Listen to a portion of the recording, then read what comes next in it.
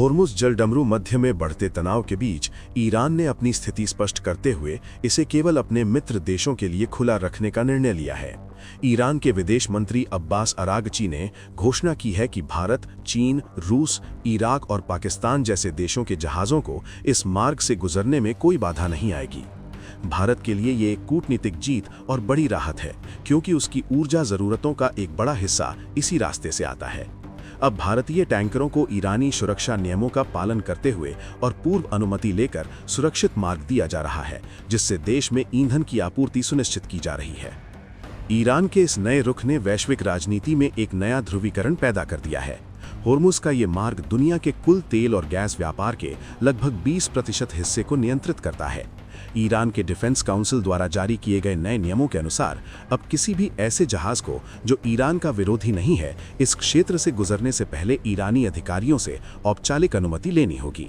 25 मार्च को न्यूयॉर्क में ईरानी मिशन ने साफ किया कि सुरक्षा मानदंडों का पालन करने वाले गैर विरोधी देशों को कोई खतरा नहीं है।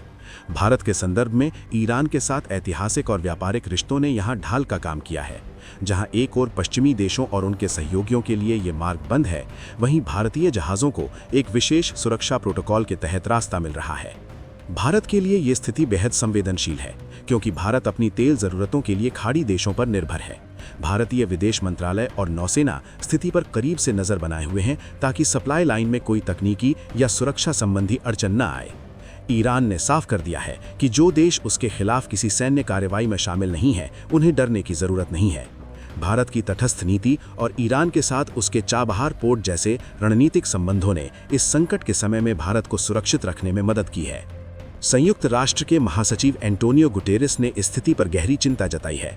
उनका मानना है कि होर्मुज के मार्ग में किसी भी तरह का अवरोध वैश्विक स्तर पर खाद्य और ईंधन की सप्लाई चेन को तोड़ सकता है, जिससे न केवल महंगाई बढ़ेगी, बल्कि कृषि सीजन में देरी के कारण खाद्य संकट भी पैदा हो सकता है। गुटेरेस ने अमेरिका और इजरायल को युद्ध समाप्त करने की चेतावनी दी है। साथ ही ईरान से भी अपील की है कि वो उन पड़ोसी देशों पर हमले बंद करे जो इस लड़ाई का हिस्सा नहीं है। हालांकि ईरान ने अमेरिकी समर्थित 15 सूत्रीय शांति प्रस्ताव को सिरे से खारिज कर दिया है। ईरान का तर्क है कि वो केवल अपनी शर्तों पर ही पीछे हटेगा। अमेरिकी राष्ट्रपति डोनाल्ड ट्रंप का दावा है कि वे ईरानी नेताओं से बातचीत कर रहे हैं और उन्हें उम्मीद है कि एक समझौता हो जाएगा, क्योंकि ईरान के भीतर भी आंतरिक दबाव बढ़ रहा है। लेकिन फिलहाल ईरान ने इस जलमार्ग को एक रणनीतिक हथियार के रूप में इस्तेमाल करना शुरू कर दिया है। भारत, चीन और रूस जैसे बड़े देशों को छूट देकर ईरान ने यह संदेश दिया है कि वो पूरी दुनिया से अलग थलग नहीं है।